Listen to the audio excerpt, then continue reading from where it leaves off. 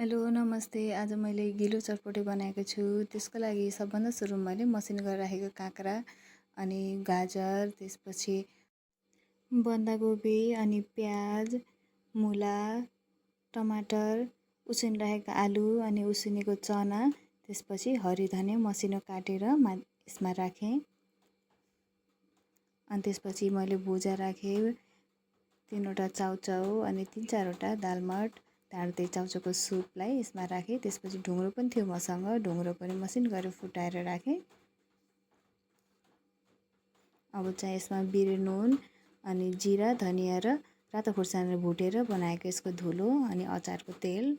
अरू तेल राख्न सक्नुहुन्छ हजुरले, तर अचारको तेलले राम्रो स्वाद ल्याउँछ। त्यसपछि मैले घरै बनाएर राखेको कलर राखेँ।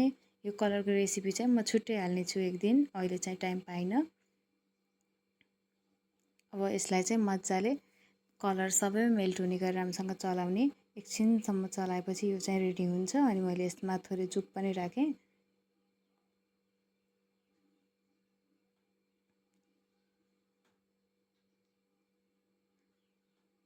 चलाउँदै गएपछि यो चाहिँ रेडी भयो। मैले यसलाई प्लेटमा राखेर सर्भ गरेँ। Thank you so much.